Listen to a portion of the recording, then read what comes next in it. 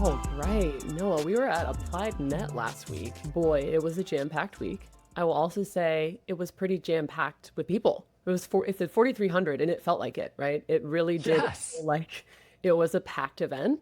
So that was something that was exciting. And I was pleasantly surprised when I walked in on day one and saw just like the columns branded, and then they had the big Applied Epic and Applied Net sign out there. And it just really did feel next level, very polished, very slick.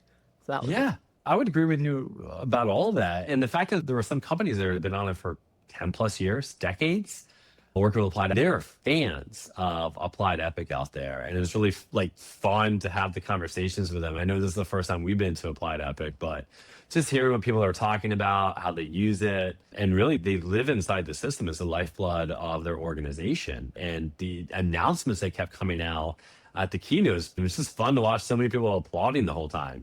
It's funny you say living inside the system. One of the things that I learned at Applied Net is that producers do not like to live inside the system. No, they don't. That was the biggest piece that we heard when people were coming to our booth and we were talking about HubSpot and Epic data and getting them all integrated. And they're like, our producers, we don't want them in Epic, or they don't want to be in Epic. We heard both. So that was interesting. They just want to sell. They just want to sell. And I think the analogy or the metaphor, however we want to talk about it, is like Applied Epic is like back of the office type software to actually manage and handle the intricacies of the insurance business, whereby unfortunately it's almost like the producers themselves are left to their own device and they don't really have systems that enable them to do all the proactive selling, marketing, service that you would expect. And it's a struggle for them. Yeah, it's also a struggle for the firms that are big enough to have dedicated marketing teams. Marketing people, we like a good, flashy, slick UI. And that's not necessarily something that you're going to get inside of Epic. So when we were talking to marketers that were coming by our booth and they were seeing the big neon HubSpot sign that we had, they were getting excited because they wanted to know more about how they could have an experience like that for their full sort of end-to-end marketing program management. Yeah, and I think marketing and sales, if you look at like the producers in general, like they want a system they can use that's actually flexible. And Applied Epic is not really built for your producer. They're built to Right. manage existing customers and their policies and whatever you may be selling to them versus something like HubSpot, which is really designed for the front end user to be able to actually go ahead and sell, just like a marketer would want as well. Right. And every tool, as much as I would love to say, look, one tool for everything, keep it all under one roof, there's just simply things that Epic can do that HubSpot's never going to be able to do, and vice versa. Like, I don't know for sure, but I don't believe that Epic is going to be building out full-fledged pipeline management, lifecycle management, customer journey tracking, social media, and all of that. So it's okay It's to have separate tools. Yeah, and it's not designed for that. One, it's not even built to be able to do that. You'd have to completely change the architecture of the system to be able to do it. And if you think about its main purpose and use case, I think that was one of the things that what I was experiencing in my conversations talking to producers and people on the sales side was really focused on I need an enablement tool for my producers to be more successful. And I think the big pushback that you always hear about stuff like this is they're not going to use a CRM. They're not going to want to use this. They've been doing what they've been doing now for however many years they've been doing it. And you're like, whoa, maybe you're right, but I think there may be a different way of thinking about this. And I I'll won't share in a lie. I moment. think CRM don't you agree? It felt like a dirty word, like a bad word Yes. when you were there. It's like a four-letter word a little bit, I think. Actually, someone said that. Someone said CRM is a four-letter word in our organization. And do you blame them? Because when you think of like a CRM and you think of a place that you're being forced to put in your data and it's designed that Big Brother can track you in terms of what you're doing and is only really for management to be able to see your activities, and what benefit does a individual salesperson or producer actually get from this? And maybe that was the CRM from 10 years ago, but not enablement tools. Right. And I think to try and fit Epic in underneath the CRM umbrella isn't fair either, because it doesn't fit under there. And then I think the other piece of it is, as we know, HubSpot is a CRM platform. That's how they brand themselves. But we also know that HubSpot started as a marketing automation platform. So I think I know at our booth, I stopped saying CRM and I started using the term marketing automation a lot more and pipeline management. And that seemed to resonate with that audience. And so what I did here was the folks who were interested in doing something more with Epic data, like taking it a level further, a step further, running some really informed marketing campaigns, the ones that get that are trying to do it, right? They're trying to get that data over there, but it's manual. And so we provisioned this big research report that interviewed over or surveyed over 250 insurance leaders, and 40% of them said that their biggest gripe, their biggest problem, pain point, was manual data transfer between systems. And that's a huge pain point across the board. And I absolutely agree with you. Taking a step back here, we talked about the producers and people actually leveraging it. There's something I consider, I think about, is called the salesperson anxiety. What is a salesperson anxiety? Salesperson anxiety is sending out an email and wondering, are they ever going to open it? Did they ever click on that document? How much time they spend on a document? People are like, no one's going to use a CRM. And I'm like, well, they'll use an enablement tool that gets rid of their anxiety. Like, tell me more. Like, honestly, just starting with the basic capabilities of a tool like HubSpot to eliminate salesperson anxiety around, do people open the email? Do they look at the information? Is step one. And I'll call it like my 10-step crash course on adoption of a CRM, but to get them to use it, because now all of a sudden this is providing me value. I'm not just being told what to do. And I think your point on the marketer side of things, like a kind of a black box, not having visibility into cross-sell, upsell is huge. And I think a tool like HubSpot combined with a system like Applied Epic is like a win-win for these organizations. And you talked about adoption of salespeople. So regardless of industry, our customers across all industries, their sales teams adopt it very quickly. One of those reasons is because of the UI, because it's easy to use, it's friendly, it's intuitive. You don't really need to go digging. You can figure out intuitively what I should do next or where I should go to find something.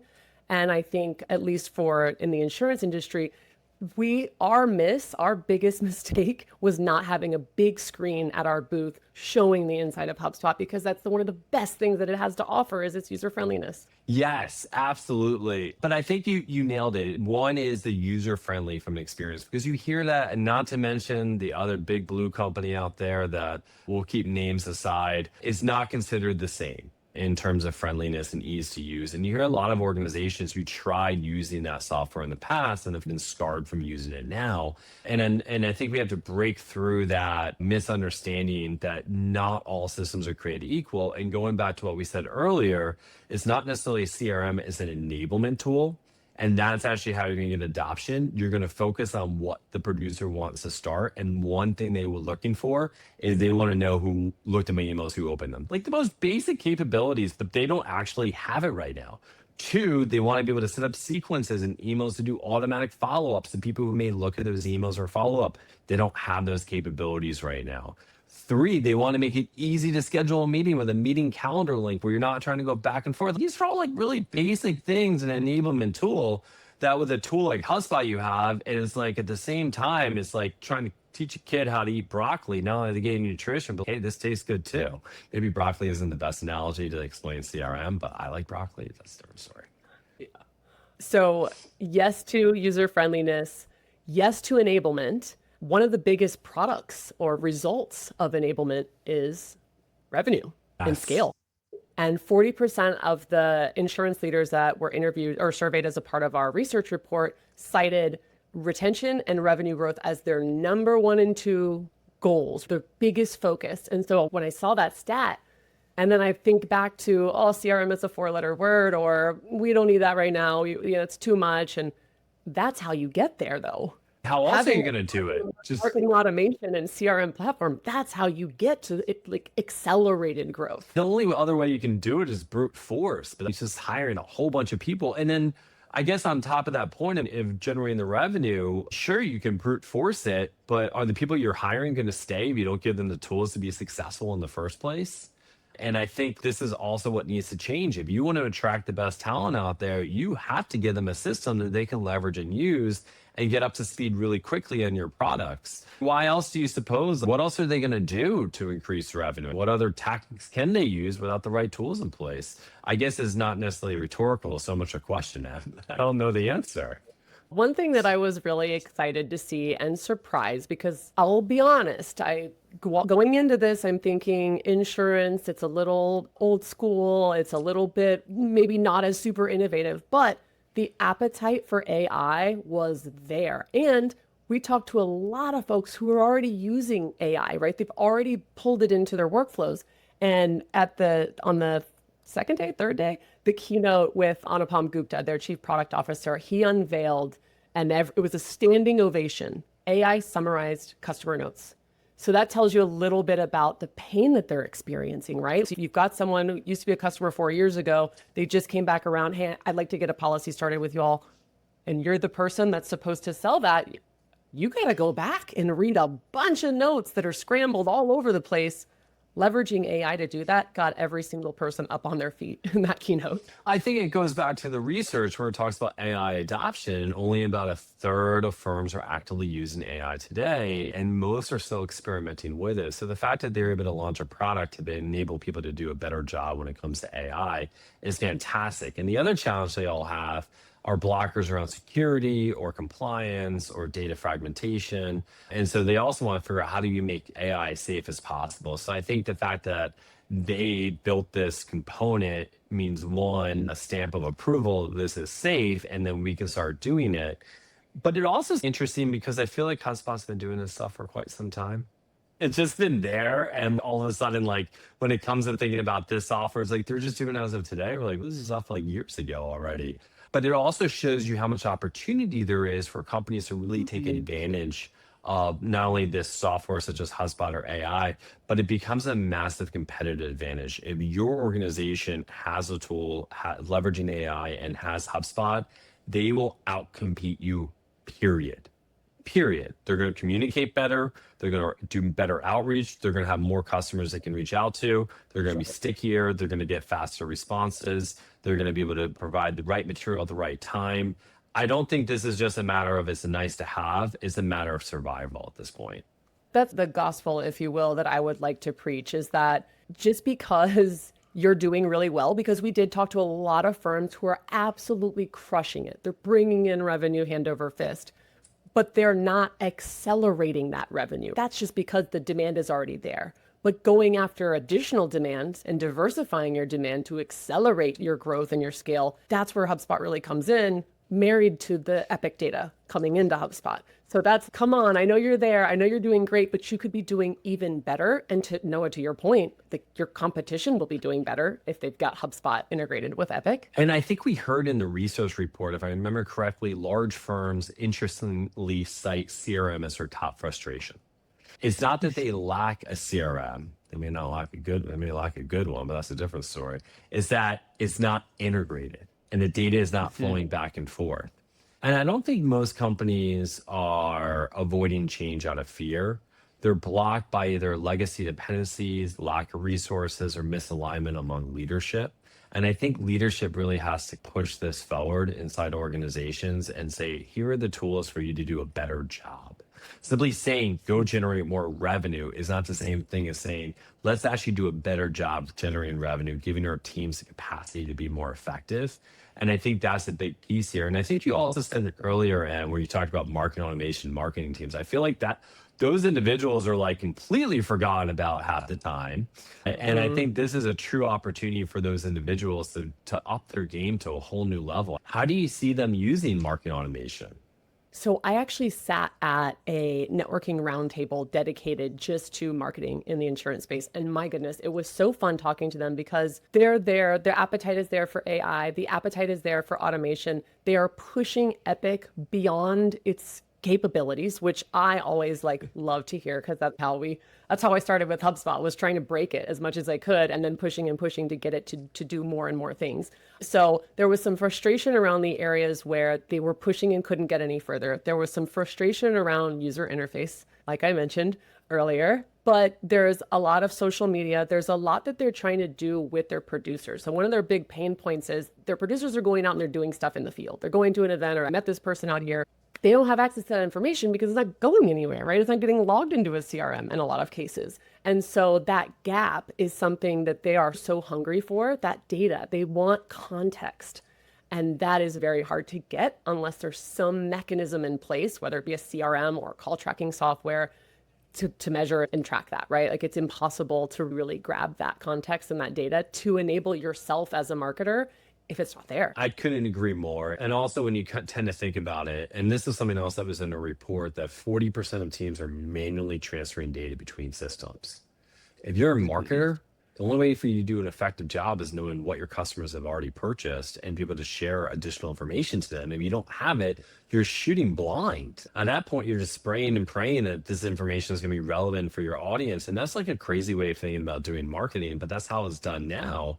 And the other interesting part here is like another third are just keying in customer information or uploading documents. Like I am the HubSpot app. I can like scan a business card and it automatically goes in and I can speak my notes to it and add it there. I'm not like trying to like, all right, let me go back and type all this in. And I can only imagine marketers who are like, only if I had this information. What other information that they were certainly unhappy about having but not being able to distribute in an easy way is all the policy information, everything that they can possibly sell and the combinations of things and policies that they can sell. They were telling me, we've got producers that are selling stuff that doesn't even fully exist, or a combination of things that contradict one another or that don't go together. And so all of them said that producers all go to them. They are the funnel. They are the ones that have all of that information. And so they were telling me that they know more in some cases about the policies than producers do. But marketers aren't sellers, right? Like we're one to many. I'm in agreement with you there. Now, another interesting little side bit of information here is we met a lot of smaller agencies and we also met a lot of bigger ones. And the challenges tend to be the same across the board. Whether you're small, you're trying to figure out how to modernize and stay price competitive, whereas large are trying to figure out compliance and growth at scale. And when you're small, you got to figure out how you're going to compete against the large organizations out there. You need simplicity, you need tools for your team, you need automation. Where large enterprises are like, hey, I got some of this. Actually, quite frankly, a lot of them don't have this right now, but they're looking for like governance and analytics. And the entire time I'm hearing this, talking to people, I'm like, this can all be solved with HubSpot. Like across the board, we have one large organization. I need permissioning. Not a problem. That's in HubSpot.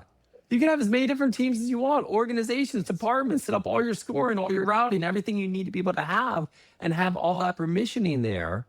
And I think a lot of organizations, if you don't start taking this step to modernization and automation, you're going to be left behind, whether you're a large organization or you're a small agency.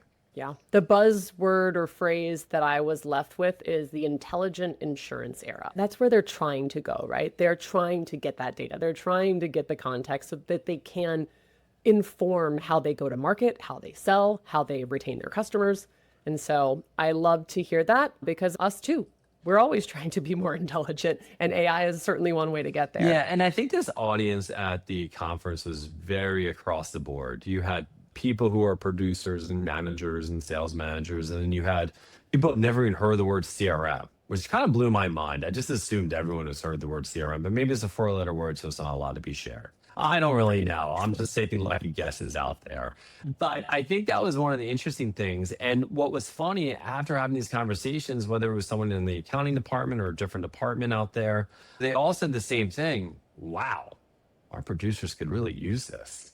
Why are they not using this? I think was the key question there. And to your point, I think up until now, there were limited choices. They didn't realize you could integrate something like HubSpot and Applied Epic together.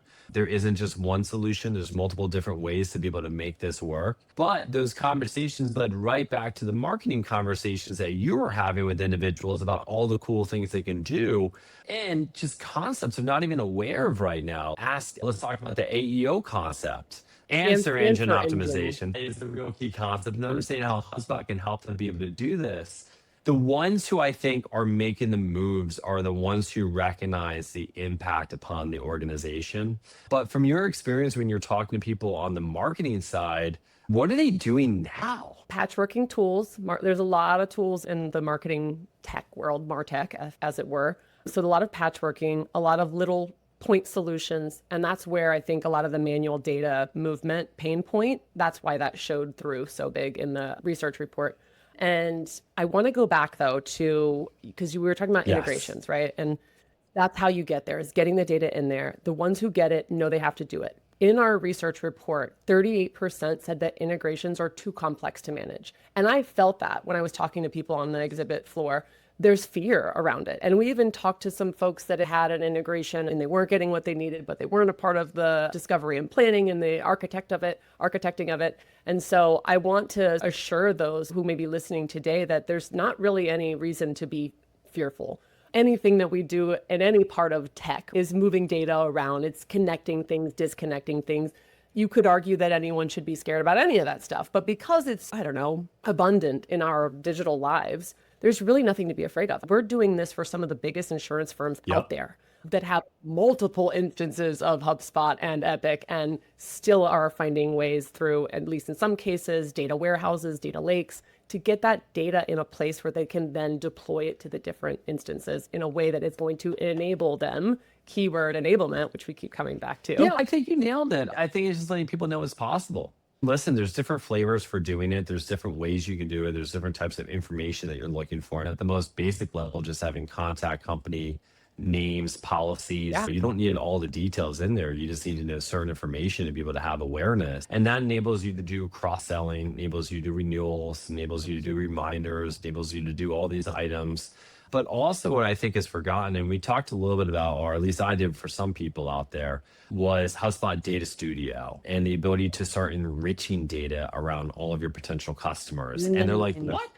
Yeah, you can enrich data. You can see, are they building a new building? Are they opening a new restaurant? Something that happened in that individual's life or that company's life that you want to be able to sell a policy to, like all of a sudden you can start doing that. These are the things that are going to separate organizations, and having that data coming directly into the system is going to be crucial. And then we can absolutely help people build out those integrations. But going back to, you said this earlier about resourcing. It's a big investment to hire full-time employees to manage, to build and manage integrations. And if we're talking about fear, sure, I can totally understand why that would be a little scary. That's a huge commitment, but you don't have to commit to full-time resources. Aptitude 8 exists. We're the top technical consulting firm in HubSpot's ecosystem, and we do this all of the time with Epic. So again, you don't have to be afraid.